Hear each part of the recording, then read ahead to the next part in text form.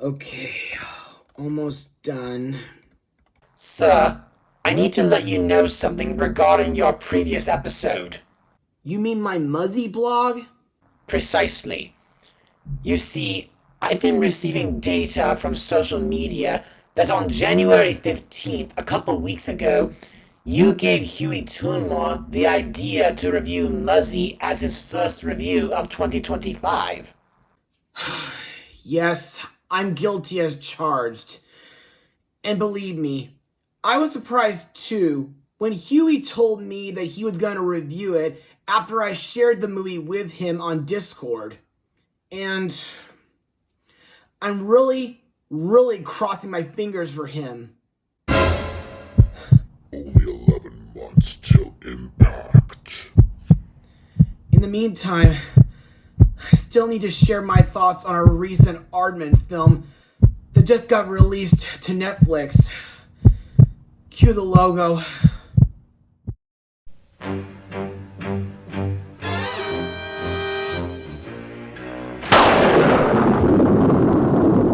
Hey everybody, I'm Joshua Orro, the Mustang Prince, and welcome to Mustang Prince Orro Reports. So, today, we're going to reunite with Aardman's beloved duo, Wallace and Gromit. If you may recall, during the 2024 Halloween season, I blogged their first full-length animated film, The Curse of the Were-Rabbit. And to this day, it's got to be one of the greatest stop-motion films of all time, up there with Chicken Run, Coraline, The Nightmare Before Christmas, Kubo and the Two Strings, and of course, Guillermo del Toro's Pinocchio. Plus, I find it very interesting due to it being a vegetarian horror film. You might also remember that during the beginning of my blog, I mentioned one of their classic shorts, The Wrong Trousers, which featured a very clever and dangerous criminal penguin known as Feathers McGraw, who, while lodging with Wallace, planned to steal an expensive blue diamond from the city museum using Wallace's techno trousers. Next thing you know, just a few weeks ago, not only would Wallace and Gromit get a new movie after a decade, but Feathers McGraw would be out for revenge after 32 years. And of course, that's the movie that I'll be blogging today. Released to Netflix in North America on January 3rd, 2025, the movie is Wallace and Gromit, Vengeance Most Fowl. So, on for the plot of the movie. In this new film, Gromit's concern that Wallace is becoming too dependent on his inventions proves justified when Wallace invents a smart gnome robot that seems to develop a mind of its own. When it's revealed that a vengeful figure from the past might be masterminding things, it falls to Gromit to battle sinister forces and save his master, or Wallace may never be able to invent again. So, what do I think? Well, in my opinion, this movie was absolutely crackin' wonderful. And so far, 2025 is off to a good start when it comes to animation. And to further explain what I mean, let's head over to Mustang Notes. During production of the A Matter of Loaf and Death short back in 2008, Nick Park remarked on difficulties with working with DreamWorks Animation during the production of The Curse of the Were-Rabbit in 2005, such as the constant production notes and demands to alter the material to appeal more to American children. This discouraged him from producing another feature film for years, with Peter Lord noting that Park preferred the half-hour format as well as the end of the partnership after the poor box office performance of Flushed Away back in 2006. In January 2022, a new Wallace and Gromit movie was announced with Nick Park and Merlin Crossingham as directors from a screenplay by Mark Burton, while Claire Jennings was announced to produce. Park conceived the film as another 30-minute short, which expanded into a feature film. the factory that made Louis Nuplast, the model in clay used for Aardman, shut down in March 2023. Aardman purchased enough remaining clay to cover the new movie. The Daily Telegram reported that the studio may not be able to produce further films, but Aardman released a statement clarifying that it would find a new supplier. The film's title, Vengeance Most Fowl, was announced on June 6, 2024, alongside the reveal that Feathers McGraw, the villain of The Wrong Trousers from 1993, would return. At that time, Richard Beek was announced to have replaced Claire Jennings as the producer, although Jennings would remain credited as a consulting producer.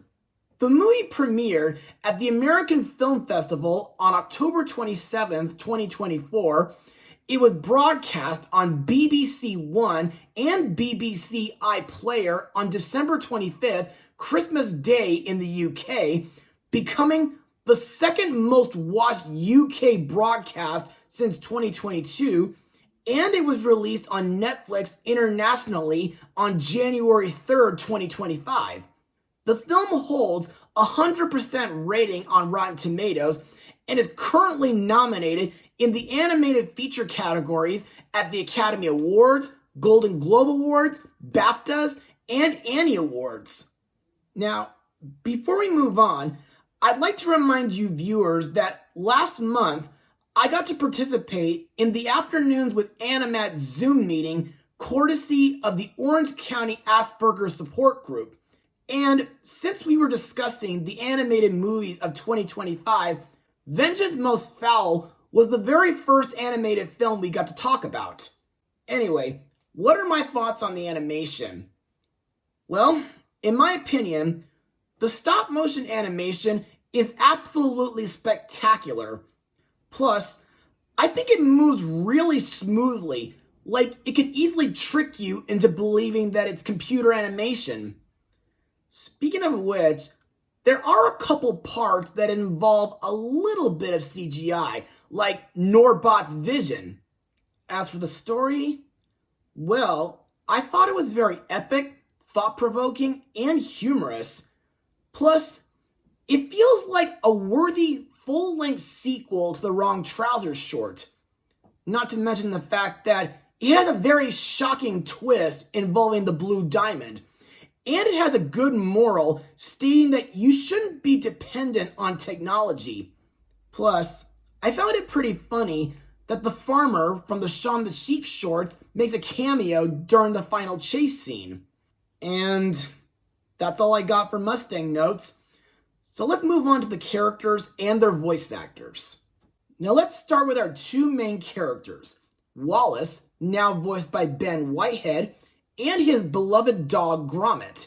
Like in the shorts and The Curse of the Were-Rabbit, Wallace is a goofy, absent-minded, but brilliant cheese-loving inventor.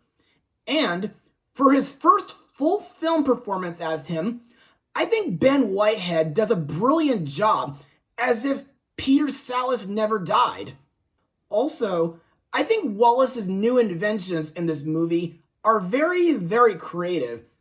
And I think some of them, like his Up and Atom machine, seem to have upgraded over the years.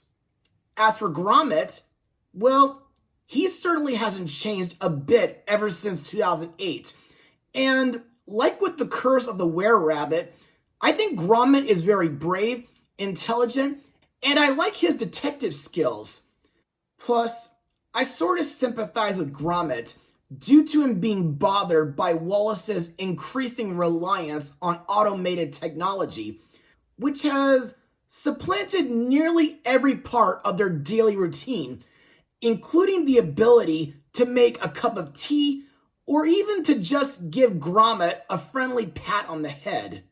Next we come to Wallace's latest invention, Norbot, a robotic gnome voiced by Reese Shearsmith, who got to be in Shaun of the Dead, The Hitchhiker's Guide to the Galaxy, and of course, Venom, Let There Be Carnage.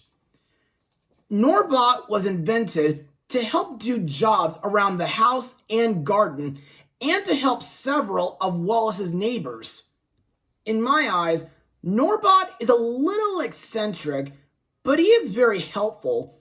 However, little do Wallace or Gromit know that Feathers McGraw was able to hack his code to be malicious and evil and invent an army of blue Norbots who would steal from said neighbors and use the stolen house parts and equipment to build a submarine to help Feathers escape. Thankfully, Norbot and the other gnomes have a reset button on their back that resets them to Wallace's original settings. Next up is Chief Inspector Albert McIntosh, voiced by Peter Kay. Now, McIntosh is very committed to his job, and he's fearless at almost nothing. He usually dislikes competitions, especially focusing on vegetables, as they have led to cases of vandalism, which has happened on several occasions earlier. Plus, on the off chance when he does get scared, he acts irrational or freezes up, often unintentionally exposing things that are meant to be kept secret. Also to note, in this movie, it's revealed that he can be easily gullible as he fell for Feathers McGraw's disguises on several occasions. Next we come to his highly enthusiastic and plucky young protege, P.C. Mukherjee, voiced by Lauren Patel. Mukherjee is very in tune to the string of robberies around town, and she's the first to direct evidence of the thefts to Wallace. Though she is able to correctly deduce Feathers McGraw as the true culprit of the Blue Diamond's theft and plot to frame Wallace and Gromit, even if this initially means going against McIntosh's orders. At the end of the movie, she is promoted to Chief Inspector following McIntosh's retirement from the force, and she continues with the effort to pursue Feathers McGraw, who remains at large after escaping into Yorkshire. Finally, we come to the evil Feathers McGraw. To me, ever since I saw him in The Wrong Trousers years ago, I thought he was a very clever, suave, manipulative, pragmatic, and dangerous criminal. And I was really shocked that he would use a gun during the short's final climax. Anyway, during this movie, after years of being imprisoned in the zoo, Feathers hacks into Wallace's latest invention, Norbot, in order to exact revenge on Wallace and Gromit, free him from the zoo, and ultimately steal the Blue Diamond. To me, Feathers' return to crime in this movie was really, really epic and absolutely thought-provoking. Plus, I was really surprised when it was revealed that he hid the Blue Diamond in an old teapot before he was arrested, and I just couldn't believe that he managed to get away during the end of the movie. And now, on to my final words. Overall, Wallace and Gromit, Vengeance Most Fowl, is a crack and cheese masterpiece and an amazing animated film to start off 2025. The stop motion is excellent when it comes to Aardman animation. The story is epic, thrilling, and fun. The main characters are memorable and lovable. The new characters are equally as great. Feathers McGraw as the main villain was both awesome and nostalgic, and the voice acting is absolutely phenomenal. To me, this is a must-watch for everybody, whether you're a fan of Aardman, a fan of Wallace and Gromit, or a stop-motion fan in general.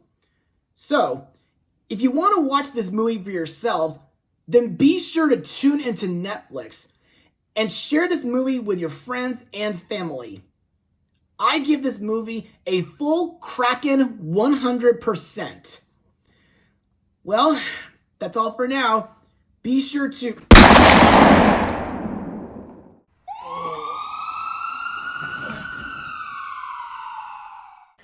Don't worry, folks. Prince Joshua is not dead. He's just injured. Hopefully, by his next blog, he should be able to recover from that gunshot. So viewers, keep Joshua in your prayers and, well, Mustang power.